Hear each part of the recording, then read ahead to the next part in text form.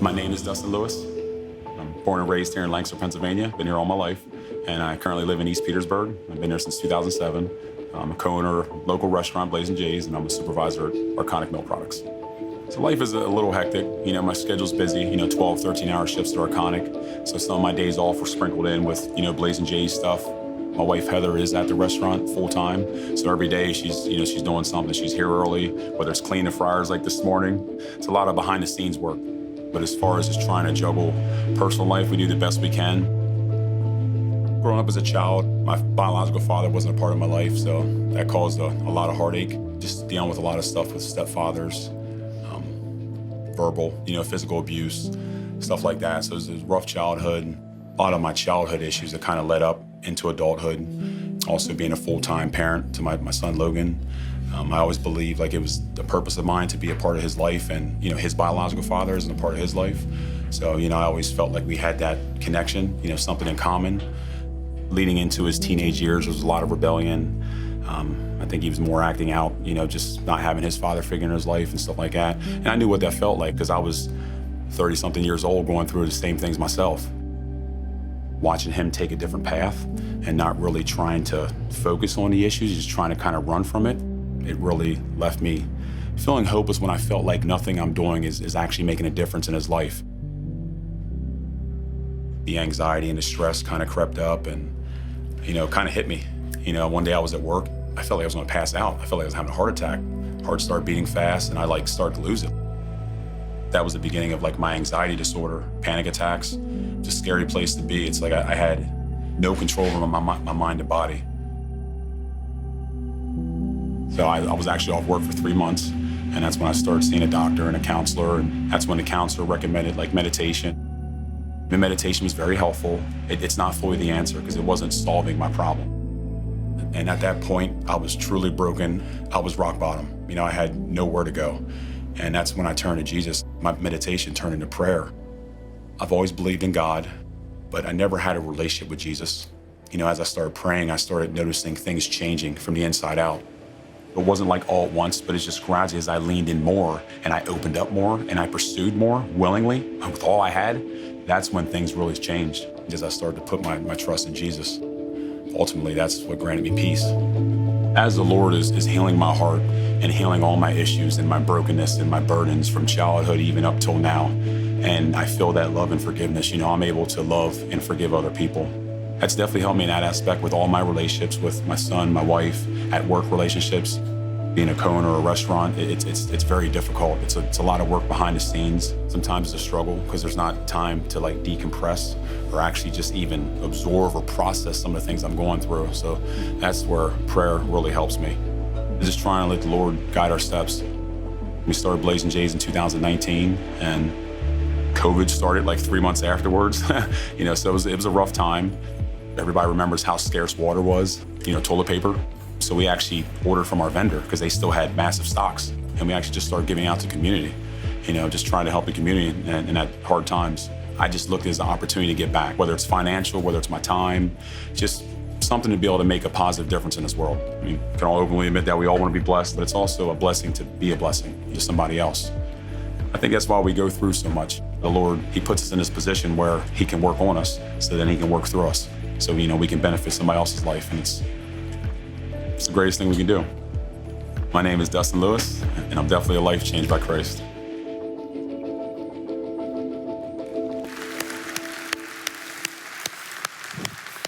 Man, I love Dustin's story, and I love his honesty and vulnerability, and I love that he just owned his anxiety and his panic attacks and his journey with Jesus. And when he said that line, when I put my trust in Jesus, that's when peace came, I was like, oh man, I know that. I know that moment.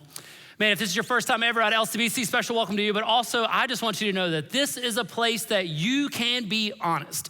You can be real. You don't have to pretend or fake it till you make it in here. And if you walked in today saying, I need some peace, I need some hope, man, you came to the right place. but I also believe you came to the right series.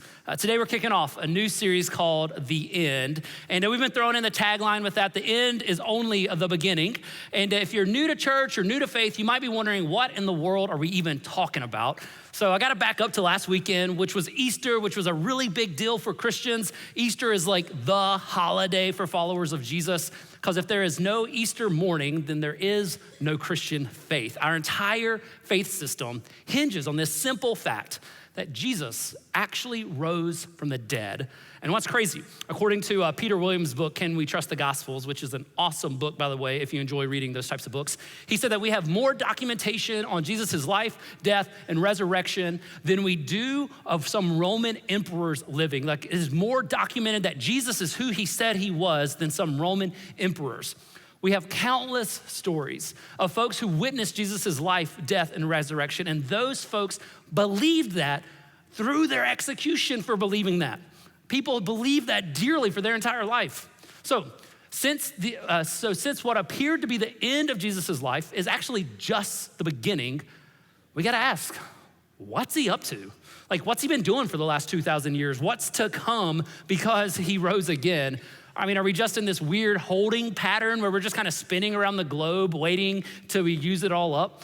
So if Jesus, he rose from the dead, and then like the church miraculously spreads from Jerusalem to across the entire globe. And the church globally has had some amazing moments in history.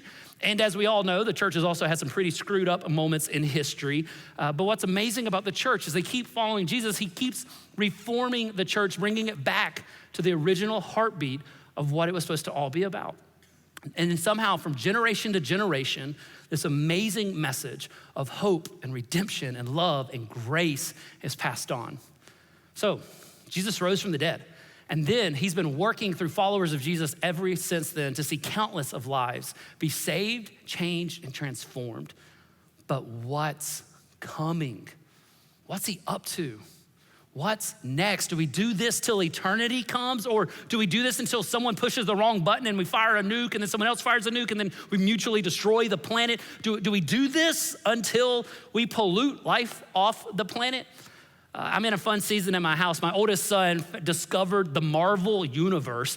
And so every night when I come home, he's like, Dad, we gotta watch the next Marvel movie. And if you've watched any of them, you know they're like 14 hours long each. So it's like every night we're watching like a little snippet of the next movie. And he is so excited because he knows there's a movie called End Game, and he cannot wait to get to the end game to figure out, why is there so many movies and what are they all about? And how does it all come to an end? How does it all tie together? Well, as followers of Jesus, we too have a movie. We too have a book that's the end game that explains it all out. And it's called The Revelation. We too have a script written of what's to come, and we can look ahead and be reminded of how all of this is going to play out, and also make sure that we're not missing the point of it all. We're not missing the point of what eternity's all about. And that's what this series is all about. Just what is the end really all about?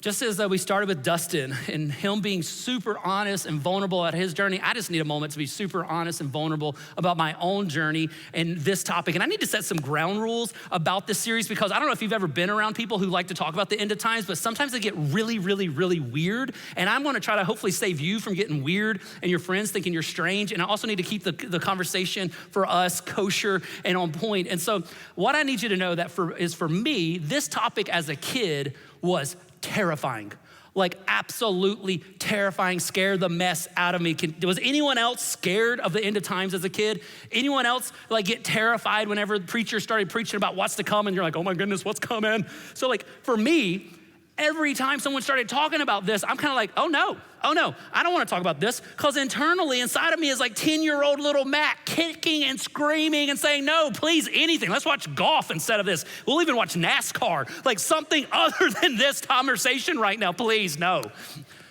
Because when I was a kid, I found myself around a group of people and in a church that was simply obsessed with how the end of times was going to happen. And some of you might have been even exposed to the book, the Left Behind series. Anybody see those books growing up? Back in the 90s, there's like a book series, there's a movie series. Like at my church, there was like the Bible, and then there was like the Left Behind series. And I didn't know which one was more true at moments. Like our church loved the Left Behind series. And we just went off the deep end, and we totally forgot what the big point of Jesus coming back even was. So for me, during that time, Jesus' return was all about destruction and judgment and death and plagues and tribulation and fear. So much fear, like terrifying, crippling fear. Man, I had fear about this person called the Antichrist who's out to trick us into getting this thing called the mark of the beast. And if you got the mark of the beast, it meant you'd be tricked to go into hell for eternity. And every time we started talking about the end of times, all that happened was I got worried about I would be doing something wrong when Jesus came back, and I would mess it up and I would miss it. And I wish that I had never heard a youth pastor tell me, you best not be looking at porn when Jesus comes back, because that'd be awkward. Like, weird conversations, like half terrified, half embarrassed, and I don't know what's going on. Like, it was a really strange way to grow up. And then our church hit this phase where we got really into like genuinely trusting Jesus, really trusting Jesus. And I got super freaked out about if I was genuine enough, sincere enough, really trusting enough. Like, was I enough for Jesus? Because if I wasn't enough, then, well, I was told you would be left behind. And then all hell was gonna break loose on earth, and you would have to live through plagues and wars and destruction and persecution and death and torture, and it was gonna be awful. Isn't Jesus great? And I'm like, no, I'm terrified right now. I don't know if I wanna see him. So for months, I would get off the bus, and I'd go home and I'd call my dad, and I'd be like, hey, Dad, I'm home. But what I'm really doing is like, hey, yo, you still on the earth? You still here? Rapture happened. I miss you. We're still in it together. Okay, great. I didn't lose you. We're good. Like, terrifying moments. And then to make things even more weird, my youth group, instead of going to haunted houses, which, by the way, I hate haunted houses. I'm a chicken to the core. It's not my thing. I don't like being scared. If you like watching scary movies, you're weird and I don't get it. But like, it's not my thing. But my youth group growing up, instead of going to haunted houses, we would go to tribulation houses. And because it was a church thing, that meant I had to go.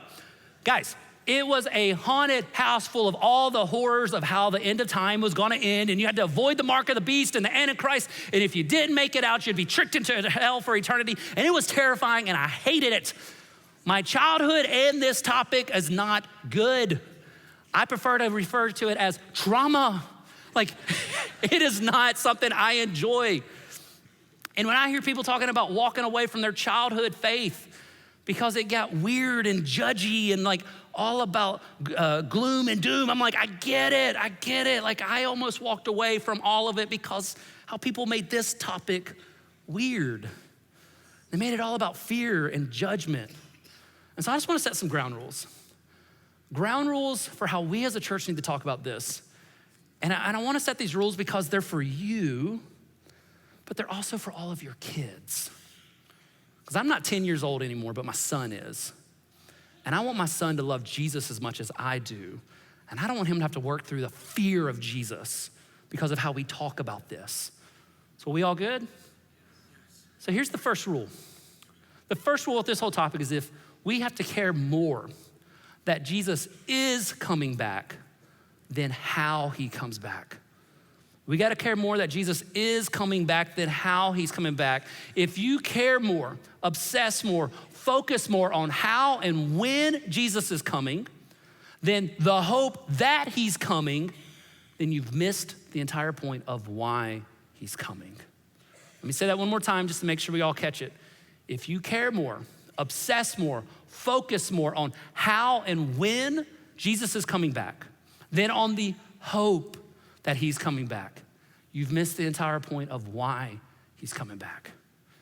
Guys, don't forget the Pharisees and the Sadducees, who were like the religious rock stars of Jesus' day. They literally memorized the entire Old Testament. They studied it all in depth. They came up with their plan of how Jesus was gonna come the first time, and their plan was so detailed and figured out on how and when that when Jesus did show up, they completely missed Jesus, and then they killed Jesus. Don't find yourself in the same boat.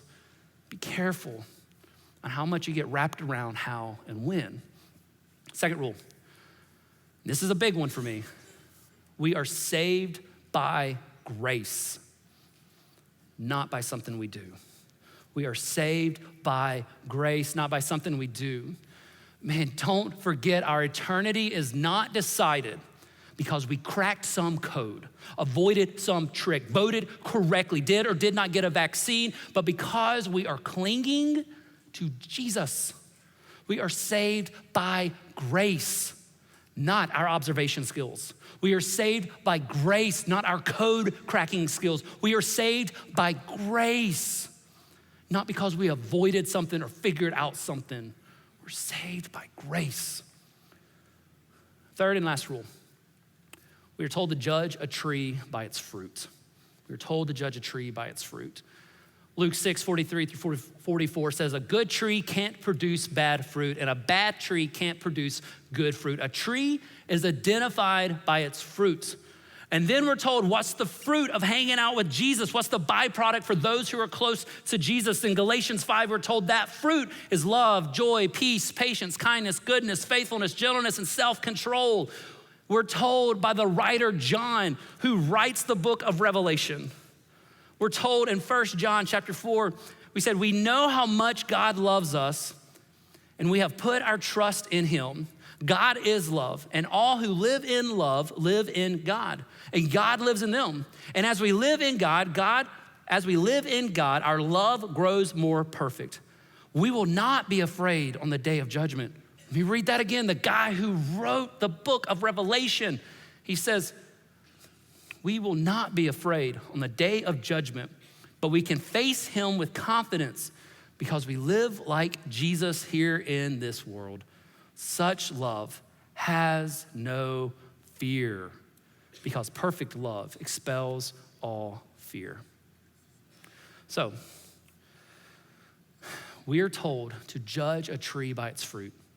And if someone has handed you an idea of how Jesus will return that is full of fear and anger and hate, void of love and peace, you have not been handed the right understanding of God's return. And more importantly, you've not been handed the right understanding of God's heart. Don't forget 2 Timothy 1:7, where he says, for God has not given us a spirit of fear and timidity, but of power and love and self-discipline.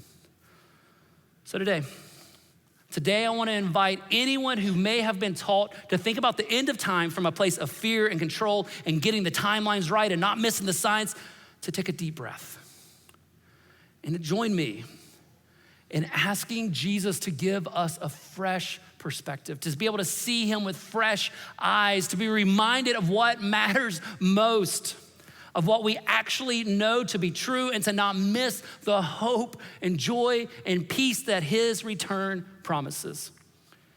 And if you're new to Jesus and new to church and questioning what does this faith stuff even mean, man, I want to invite you to lean in right now and to look and to listen at what followers of Jesus have been clinging to for 2,000 years, what our hope beyond all hopes is, and to dive in with us into one of the most wildly misunderstood and applied books of our Bible, the book of Revelations. So who's ready to start our series, The End, about what's to come? So,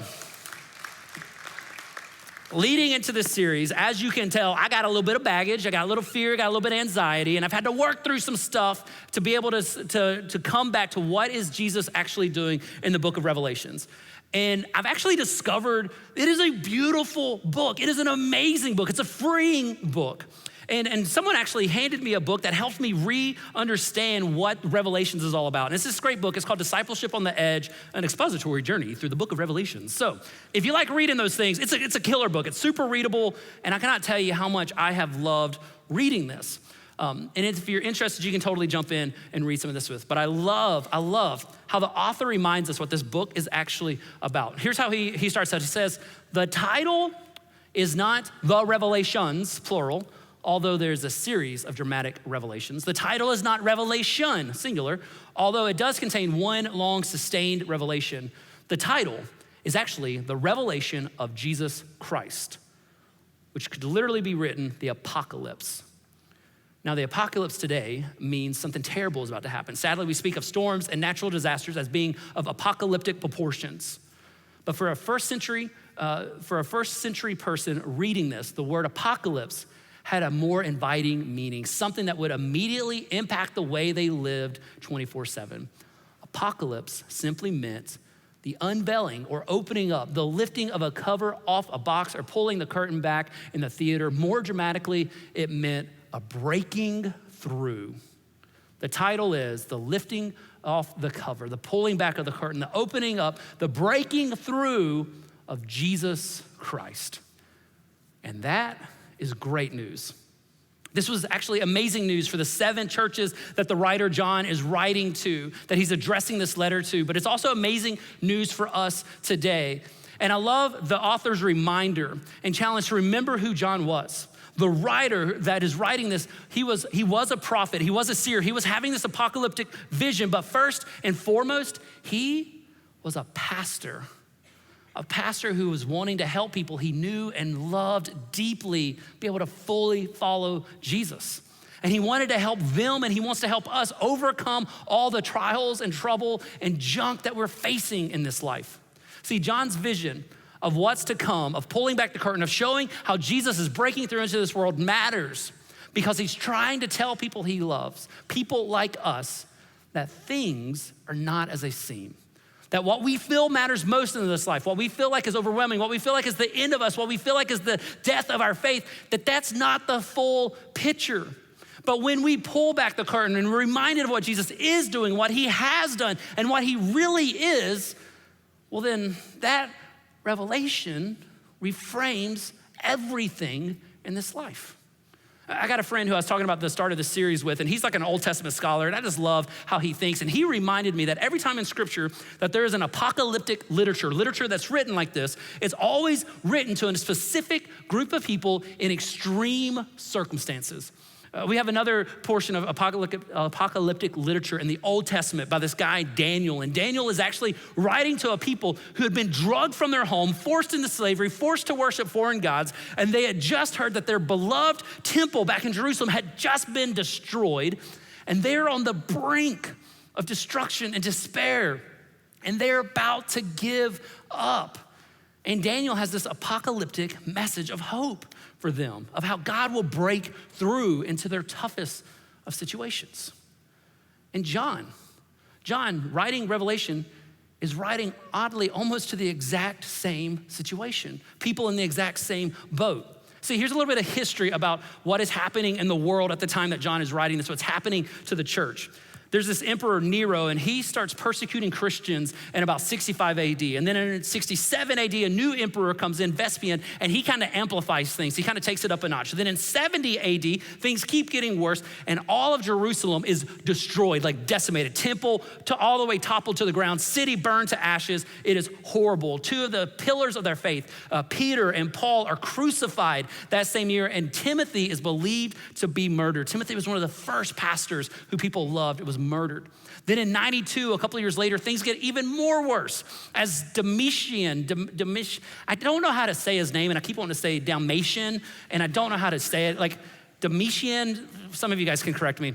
He becomes emperor, and he is profoundly insecure. He's known for his insecurities, and so he actually demands every Roman citizen to worship him as a god. He even goes as far to change the name from the Roman Empire to the eternal empire, from the Roman Empire to the eternal empire. And then he says everyone needs to call him, get this, the everlasting king. Dude's super insecure.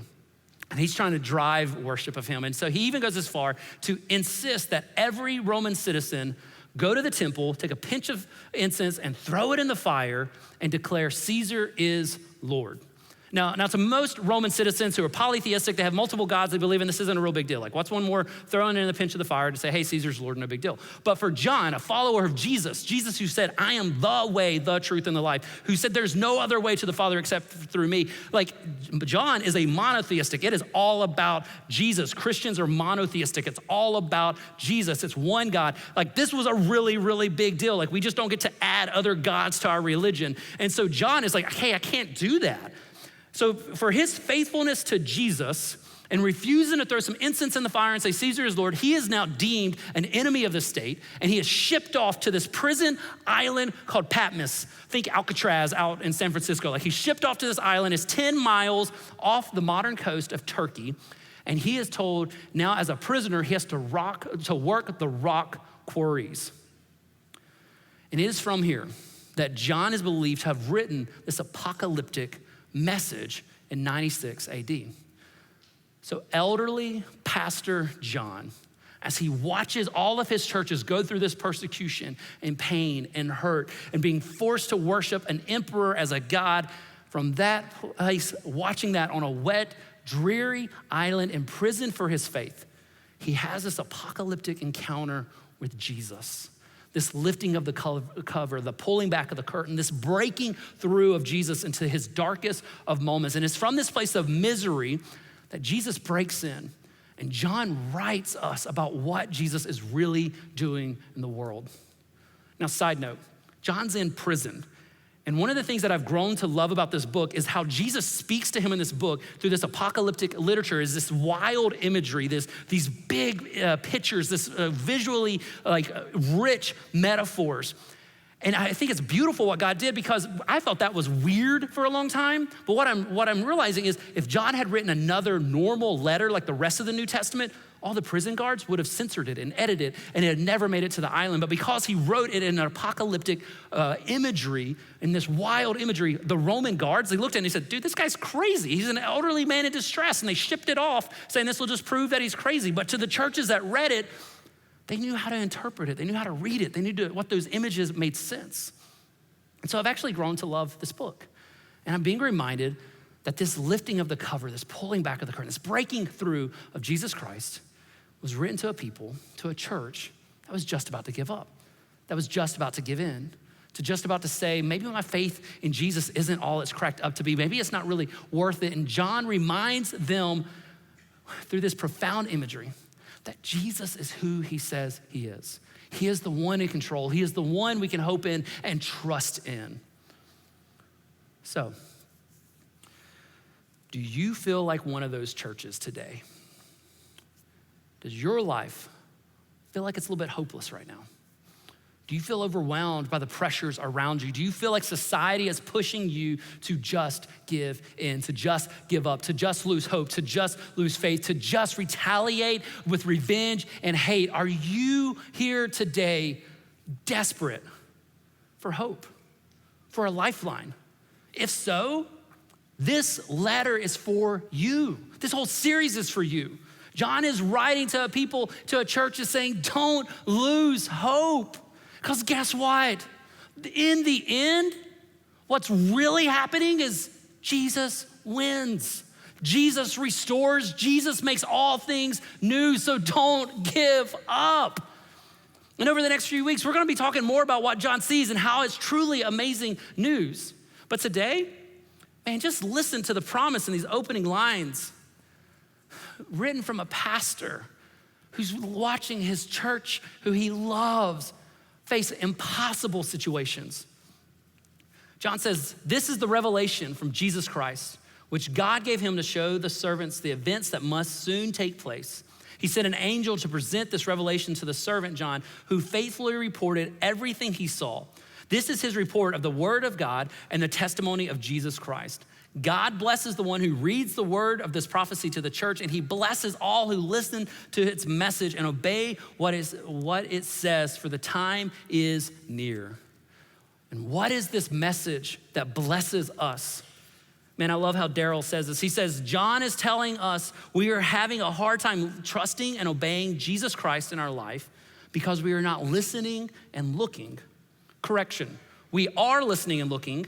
It's just we're not listening to and looking at what John sees from behind the curtain. It is just that we're not listening and looking to what John hears and sees. 19 times in the book, we are told, look. 19 times we meet the word lo or behold, the imperative form of the verb to be. It is a command, look, because John the pastor knows that if we can just see the full reality of the present, then we'll have the courage to overcome the powers of the age and we will then follow Jesus Christ with reckless abandon. John the pastor knows that if we can just see the full reality of the present, then we'll have the courage to overcome the powers of the age, and we'll then follow Jesus Christ with reckless abandon. See, here's the good news. Here's the reality that John is inviting us to see that is the blessing of looking at this book of what he's promised. See, he says in Revelations 1:7, look, he is coming on the clouds. Guys, the blessing is Jesus is coming back, and we are not just left here spinning out of control. Jesus is coming. And then John reminds us in Revelations 1:18, he says, look, I am alive forevermore. I have the keys of death and Hades. Who has buried someone in the last couple of years and your heart breaks over that? Jesus is reminding us, I hold the key to death and Hades and I have defeated it. And for everyone who's clinging to Jesus, that's not the end. And then John goes on and he says this, look at the throne, then the one sitting on it. Look at the lamb who's overcome. Look at the lion who's overcome. Look at the lamb standing on Mount Zion. Look at the white horse and he who sits upon it is called faithful and true. Look at the tabernacle of God is among his people and he will dwell with them. John is begging us from this island jail cell to not forget what ultimate reality is, and that is that Jesus is coming back. He wins, he will restore, he will make things right, that he is the one seated as the King of Kings and Lord of Lords. And no matter how wild and how crazy this world gets, no matter how wild and how crazy your life gets, no matter how messy it is, no how overwhelming it is, how hard it is, how impossible it may seem, the one who lived a perfect life, predicted his own death and resurrection and then pulled it off is coming back, and we've not seen anything yet. The day will come when he brings heaven to earth and will wipe away every tear and every sorrow and every oppression and every injustice. A day will come when he makes every broken body right and every anxiety disappear and depressions will lift. A day will come when he sets the earth right and earthquakes are held still and hurricanes cease and tsunamis are calmed and flus are vanquished and disease and death are no more. A day will come when the King of Kings and Lord of Lords steps off his throne and calls evil, evil, and rebukes injustice and defends the defenseless and calls out dictators who invade innocent nations and selfish rulers who oppress people. A day will come when isms are no more, where there is no sexism or racism or classism, that we are not seen by the color of our skin or the gender or the size of our pocketbooks, but by the contents of our heart. A day will come when tears are no more, evil is no more, heaven reigns on earth once again. The return of Jesus is the greatest hope we can have. It is the greatest hope we can have because Jesus wins and restores and rebuilds. But is it the greatest hope for you? If the return of Jesus and him setting this world right is not the greatest news in the world to you, then I want to guess it's because of one of two reasons. Either you're too far from those who need the good news, or you've not accepted the good news. See, here's what I mean. It's easy in our posh, luxurious, comfortable nation that we live in to be lulled into thinking that this life is the best life. And to forget that there's truly places on this earth that are hell on earth.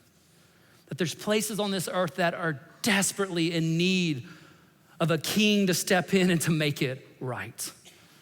If the return of Jesus is not good news to you, then get closer to those who desperately need the good news. Go to the slums of Haiti. Go to the brothels of Cambodia. Go to Ukraine and watch madmen drive tanks through your house. Go to the psych ward and sit with humans imprisoned to their mind. Go to the cancer wing and watch disease run rampant in bodies. If Jesus coming back is not good news, you may simply be too far from those who need the good news. Or maybe you've not accepted the good news. See, when Jesus comes back and he sets the world right and he will judge evil and he'll call out wrongs, And we all love the idea of Hitler's and Putin's and Stalin's getting called out. We love the idea of like the drug lords and abusers and corrupt politicians and lawyers getting what's coming for them. But we also have to accept that evil not only lives in them, but it also lives in us. That we've done wrong, that we've hurt others, that we've lied and cheated and lusted, and we've been prideful and revengeful. And to call out evil in others, we gotta recognize God's gonna call out evil in us as well. God will judge what is wrong in the world, which means he'll also judge what is wrong in us. Evil is evil, wrong is wrong, no matter how big or how small, how present or how long ago. But the good news that we get a chance to accept is that Jesus invites us to make an exchange. Our sin for his goodness, to be judged not by what we've done, but by what he's done. And we get to choose to cling to him, what he's done for us and the grace he offers, or what we've done and what we've got to show for ourselves. And I don't know about you, but I am simply clinging to Jesus, trusting Jesus. And as I've learned to trust Jesus, I've realized the revelation of Jesus Christ is not about fear and control and worry and anxiety, but it's about a God who said, I've longed for you from the day you were born. I've seen you and I know what you're going through. My heart breaks for you and my heart loves you. Today, I'm no longer scared that somehow I'll mess it up and fearing what might come. No, today, I just get to simply cling to Jesus, clinging to the hope that because of Jesus, because of grace, because he's the King of kings and Lord of lords, that one day he'll return and set things right. And because he's in control, I don't have to be. And because he will judge, I don't have to. And because he is lavishing love and grace on me for all I've done wrong, I can turn and lavish love and grace on those around me. Because guys, he's the King. We don't have to be. Guys, a day will come when we too get to see behind the curtain as John did, and we will see reality clearly, and we too will stand in the great banquet halls of heaven and get to declare with all of heaven, everyone who's trusting in Jesus, that holy, holy, holy is the Lord God Almighty, the one who was and who is still to come. Jesus, we long for the day when you come and restore, when you call out the wrongs in the world and you make things right. God, I long for the day that disease is no more, that natural disasters are no more, that war is no more. Jesus, I long for the day that no one has a cancer diagnosis, that no one suffers from mental illness and depression and anxiety, that no one lives in a broken body and in broken relationships and in broken systems, but that you set things right. Jesus, for those of us who your return is not good news, if it's because we're not close to those who need it, show us how to get close to them this week. And then show us how to be your hands and feet to them. Jesus, for those of us who your return is not good news because we're scared of standing before you, may we accept your grace today. And may that grace define us. And may that grace bring the peace that passes all understanding, so that, as John said, we can stand before you in the day of judgment with no fear, but simply resting in your love. Jesus, thank you for this wild and crazy book that reminds us that what we see is not reality, but that you're coming back, You're setting things right. And for those of us that are trusting you, we too will one day get to say, holy, holy, holy is the Lord God Almighty, who was and is to come. Until that day, Jesus, it is in your name we trust, and it is in your name we pray. Amen.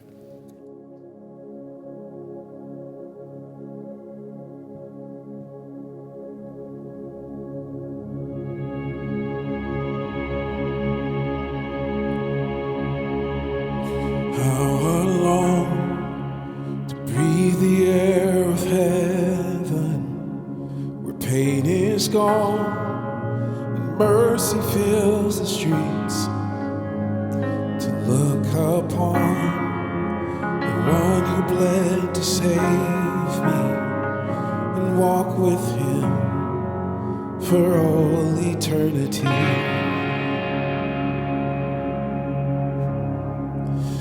There will be a day when all will bow before him. There will be a day when death will be no more. Standing face to face with he who died and rose again. Holy, holy is the Lord.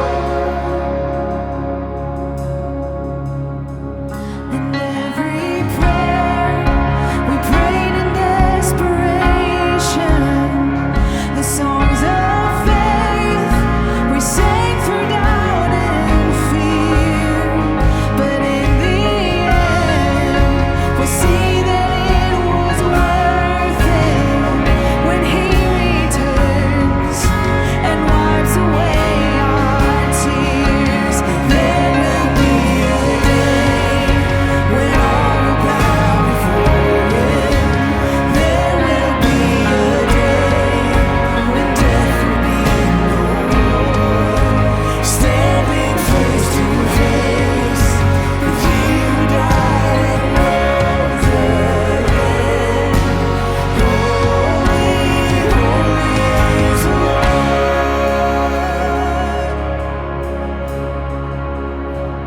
And on that day, we join the resurrection and stand beside the heroes of the faith. With one voice, 1,000 generations sing, worthy is the Lamb who was slain. And on that day, we join the resurrection, stand beside the heroes of the faith. And with one voice, 1,000 generations sing, worthy is the Lamb who was slain. Forever he shall reign. He shall reign. And in his today we shall reign forever with angels and the saints. He rose a mighty one. Glory to our God, who gave his life beyond the grave. Holy, holy is the Lord. So let it be today. We shall be forever with angels and the saints. We raise a mighty Lord. Glory to our God, who gave his life beyond the grave. Holy, holy is the Lord. Holy, holy is the Lord. Holy, holy is the Lord.